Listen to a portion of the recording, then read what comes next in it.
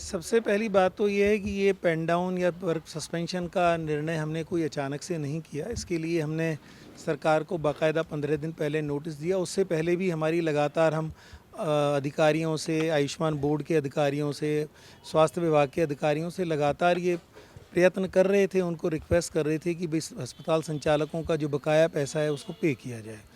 लेकिन समहाउ सरकार की तरफ से ऐसी कोई पहल नहीं हुई, तो फिर हमें मजबूरन 7 तारीख से पेन डाउन और वर्क सस्पेंशन के लिए कदम उठाना पड़ा। अभी करीब करीब हमारे अस्पताल संचालकों का 650 हॉस्पिटल हैं हरियाणा में जो आयुष्मान के अंतर्गत एमपैनल्ड हैं। उनका तकरीबन 500 करोड़ रुपए हरियाणा सरकार के ऊपर पेंडिंग है। तो हम ये चाहते हैं कि एक तो वो राशि तुरंत से तुरंत दी जाए। दूसरी चीज़, जो बहुत भारी कटौतियाँ होती हैं, कुछ दूसरे और प्रॉब्लम्स हैं, पोर्टल्स की प्रॉब्लम है, उन सबको ठीक किया जाए। ऐसे अचानक से 10,000 का बिल है, उसमें 8,000 आपने काट दिए।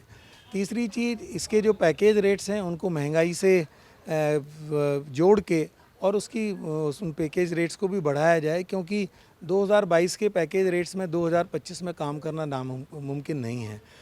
लेकिन हरियाणा में लाभार्थियों की संख्या इतनी ज़्यादा है, करीब करीब 1.5 करोड़ की लाभार्थियों की संख्या है, तो उसको अगर जब तक हम बजट का जो प्रोविज़न है उसको हम 2 से 2,500 करोड़ रुपए नहीं करेंगे, प्रॉबेबली इस स्कीम को बहुत अच्छे ढंग से चलाना, सभी मरीजों को एक क्वालिटी केयर देना, तुरंत केयर देना शायद पॉसिबल नहीं हो पाएगा। जैसा पिछले 2 सालों से हो रहा है कि हर तीसरे महीने हम लोगों को फिर सरकार का दरवाज़ा खटखटाना पड़ता है, वही शायद आगे चलता रहेगा। उससे हताशा और निराशा का एक वातावरण पैदा होता है। दूसरी बात, एक थोड़ा-सा हर आदमी ये फ़ील करता है कि शायद मैं पूरी एक डिग्निटी से काम नहीं कर पा रहा हूँ, और हमें ये भी लगता है कि शायद सरकार हमें अपना पार्टनर नहीं मानती। शायद क्योंकि बेसिकली हेल्थ सर्विसेज जनता को देना सरकार का उत्तरदायित्व है, लेकिन सरकार उस उत्तरदायित्व में अगर हम पार्टनर हैं तो सरकार को ये भी सोचना चाहिए, ये हमारा काम ये कर रहे हैं तो इनको उचित समय पे इनका जो भी शुल्क है, जो इनका मानदेय है, वो उनको बराबर से मिलता रहे, जिससे कि हम अपने अस्पतालों को बराबर रूप से चलाते रहें।